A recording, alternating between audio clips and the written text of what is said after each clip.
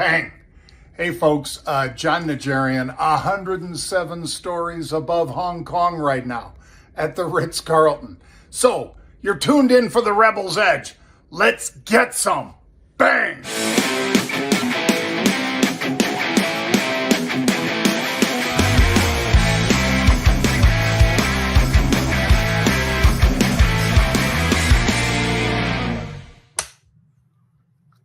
From the other side of the planet, Mark, I'm almost as far away as I could possibly be from Marc LoPresti, folks. Was it something I said? It was. I'm on Hong Kong time. So here it's, we're 1 o'clock in the morning, Mark, instead of 1 p.m.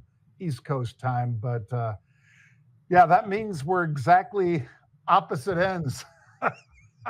It's tomorrow. It's tomorrow there. That's mind-blowing. I'm already on tomorrow. Folks, welcome back. This is the Rebel's Edge. He is, as I already said, Marc LoPresti. Doesn't bear that much of a striking resemblance to Pete anyway. So that made it pretty easy. And I'm in Hong Kong for a big billionaire family office boondoggle, I guess, Mark. There's over 200 of these billionaires coming in from mainland China and right here in Hong Kong area. So should be pretty interesting tomorrow. That's when my today should be pretty interesting.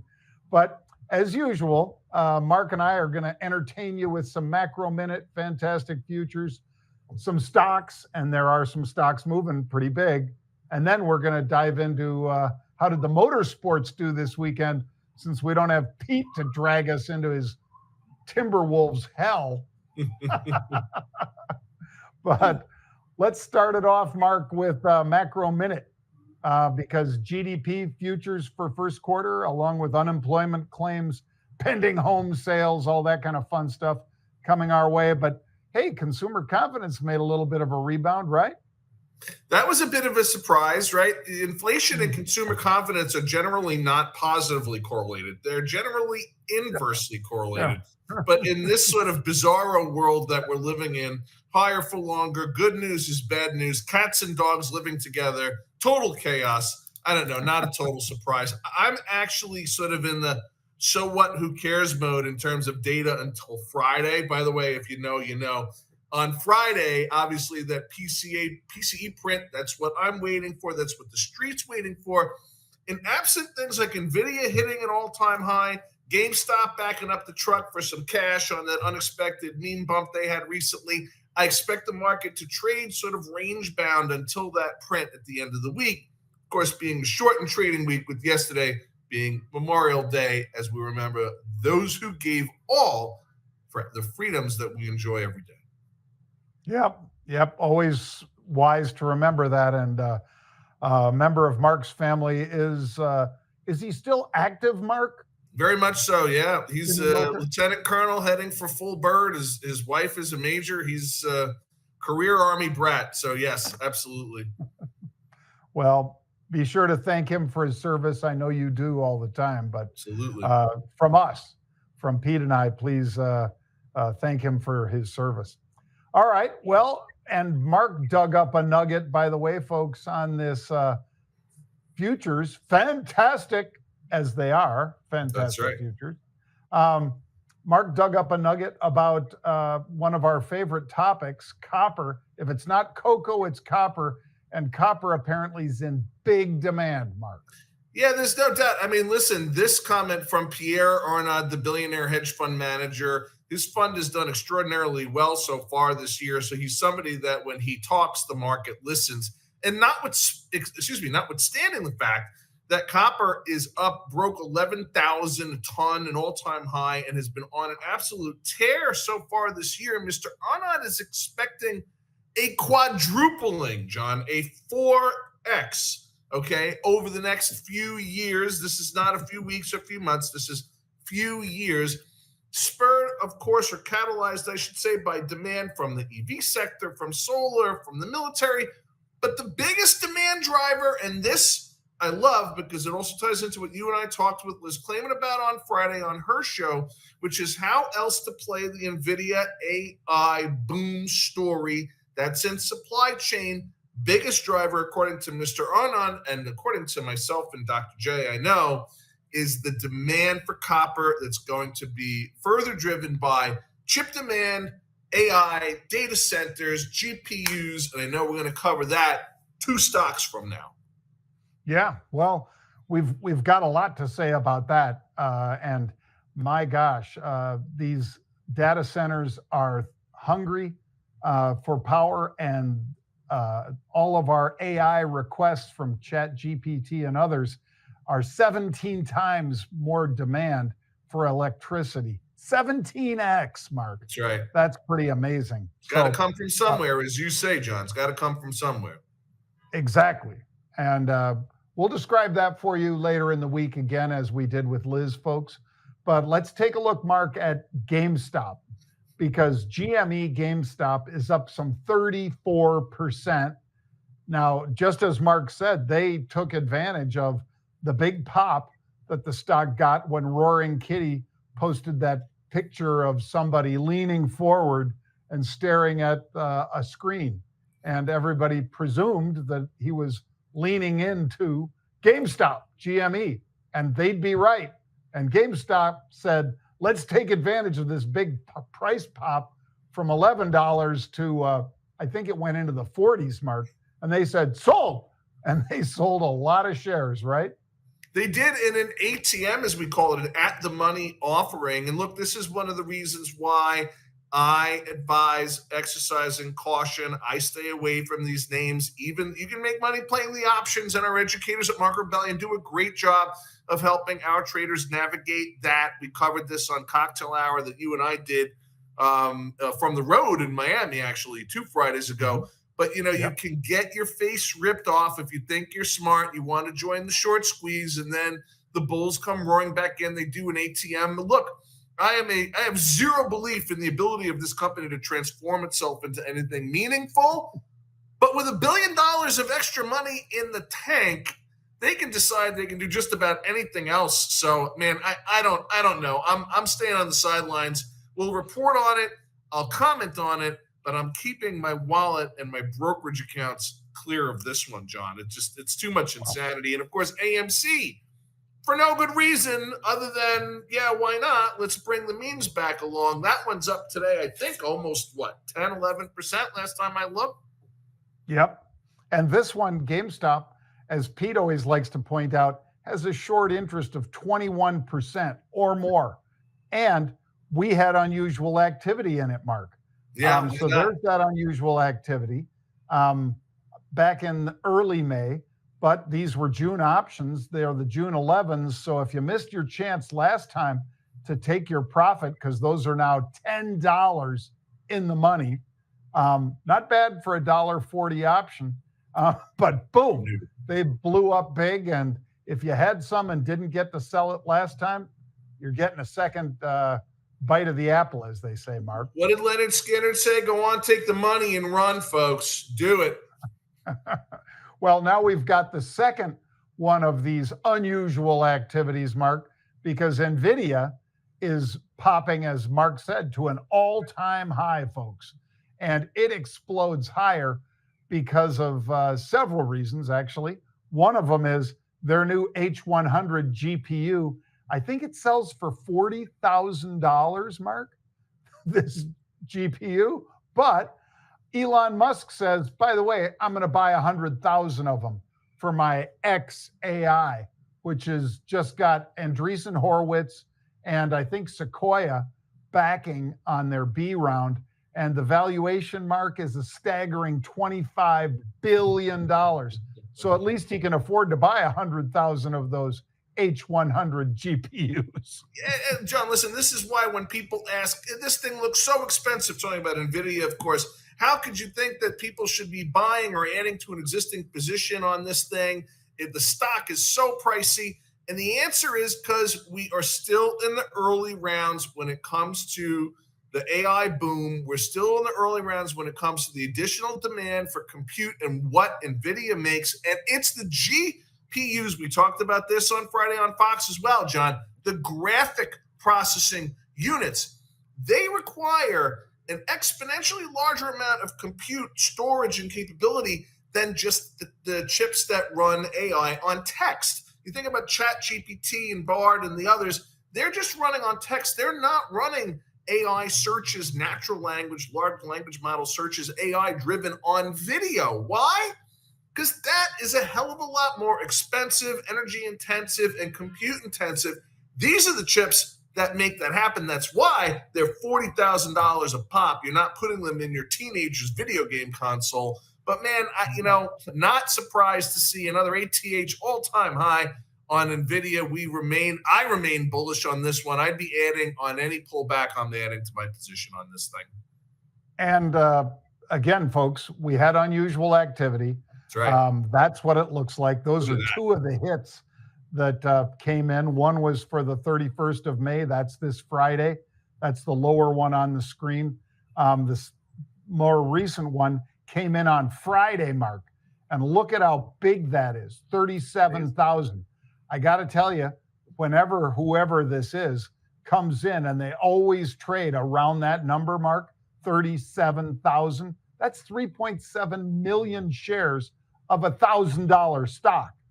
I mean, I can't even imagine this is anyone but a hedge fund, and a big hedge fund. No doubt. But they have been right. And if you want to follow that kind of activity, folks, you got to subscribe to Market Rebellion, because we covered that all day, every day. And man, it has paid off time and time again. That's one of the most lucrative plays of the year, and they're back. All right. How about this, Mark? Insmed. The shares doubled. They went up as much as, I think, 140% today, Mark. And they were up because their drug that reduced episodes of worsening symptoms in a final stage study of patients with this rare lung disease. This is, I think, obviously manna from heaven for those people. And it's not like some hugely painful injection or, a drip that you've got to set up under. I believe this is an oral. So, I mean, this is fantastic news for the patients, fantastic news for Insmed, and the shares are reflecting that with this monster pop that it had today. Yeah, no doubt. Look, this is what can happen when you've got this kind of information on a clinical trial, certainly something that's this late stage. It's good news for folks that suffer from that, what sounds like a fairly rare disease. I don't know how sustainable the rally is on these things, Jon. They tend to sort of sell off a little bit once the news gets out there. So I wouldn't necessarily be chasing this one, but that's just me. Yeah, I think you're right. It's one of those things where when you can finally get them through the phase trials, like we've always said, Marc, Pete, we all say it. Do you still have enough to really take advantage of the huge opportunity in the market, or do you just hitch your wagon to somebody big in the space, whether it's a Bristol Myers Squibb, whether it's GlaxoSmithKline, whomever it might be. But I think that's one of the reasons that people will be watching this stock. But like Mark said, I doubt if too many of us mere mortals will be buying it at this level after 100% move. But man, did that thing, it put up 22 million, almost 23 million shares so far. Normal turnover, Mark, is a little over 1.6 million, I think. All right. What about DraftKings? DraftKings gets the very good news that Illinois is going to declare a tax on betting. And it's up 140%, that tax. So maybe people will just pick up the phone and call their bookie instead, Mark, because if they're going to charge you this much, it's the same thing that happens with cannabis, really. If you put 100% tax on cannabis, which in many states they've done that, all you're doing is helping the dealers, because people just say, wow, my dealer was pretty good and he delivers and all this kind of stuff. I mean, with this one, if you're putting this tax so high on sports betting, I got to believe a lot of people are going to just go right back to their bookie. Yeah, and that's why DraftKings is selling off 11% on this news, Jon. This is not good news for DraftKings or any of the competitors. It's something that you got to think other states might be looking at as they seek to shore up their budgets, which are in most instances, unfortunately, still significantly in the red and upside down. The other interesting thing, though, I read in this article, Jon, most of the analysts that follow DraftKings are maintaining a buy rating on this, and there's talk of the acquisition potentially of a little company called SimpleBet. And I don't know if you remember, Jon, you and I about 4 or 5 years ago sat in on a pitch for the A round for SimpleBet. I think we passed on it. Probably shouldn't have. This is a company that does micro betting. So instead of just betting on the outcome of the game and a spread, you can bet on whether or not the next play is a ball or a strike or a field goal or what have you. It's these sort of micro bets, in-game betting, reminiscent of the two curmudgeons that used to sit watching baseball in Chicago, Jon, on the members club at the Merc that would have you told me the story, there's a stack of dollar bills and they would sit and say $100 bills. $100 there you go. Bills. I mean, that was absolutely a story that was out of Trading Places. If it wasn't in the movie, it should have been. But, not good news for DraftKings because the tax does apply to them. And you're right, it could be a boon to the bookies if there's any of them left, which I'd imagine there probably still has to be out there.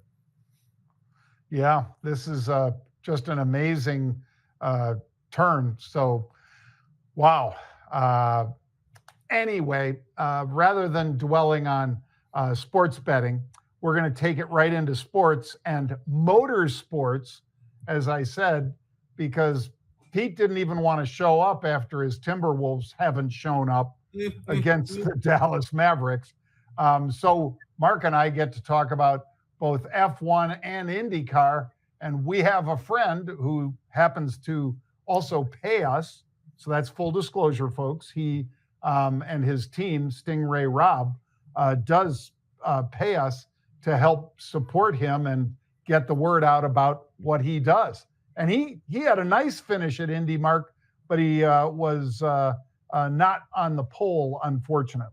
No, well, listen, Stingray and Team SR2, and as Jon points out, we are advisors to that organization. We love being a part of Stingray and his mission. We love being a part of IndyCar. It is a great privilege. It was the 108th running of that race, Jon, if you could even imagine that. So this is an absolutely iconic American tradition on the Sunday of Memorial Day weekend.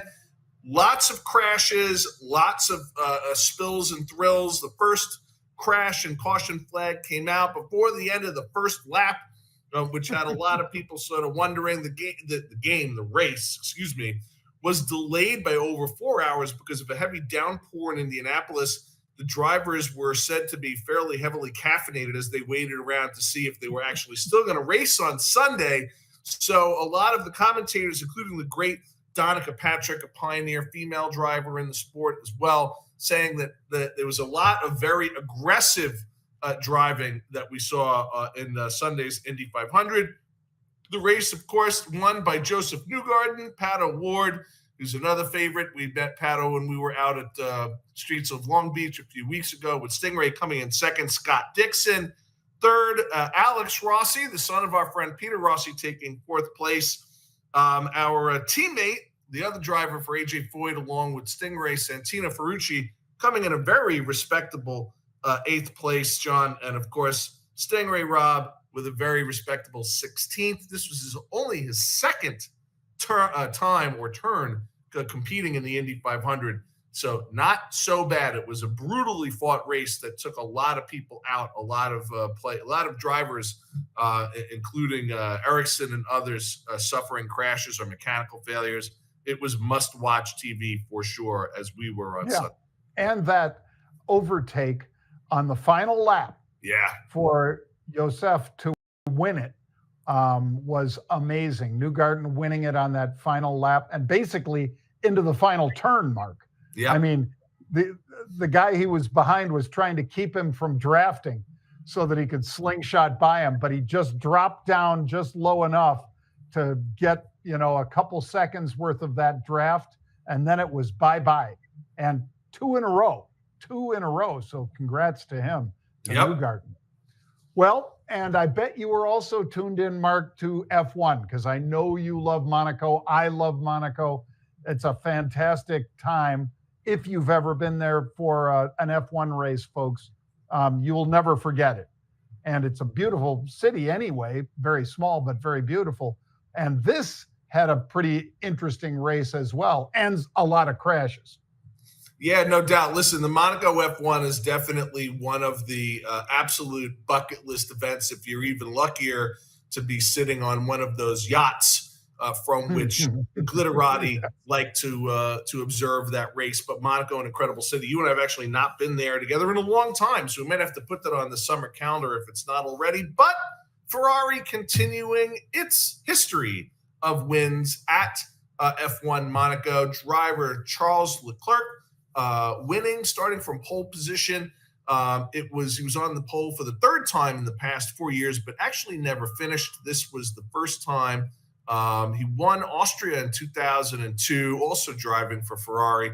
But yeah, there was a lot of thrills and spills in that race as well. I think probably the most famous footage was of that crash on that hairpin turn.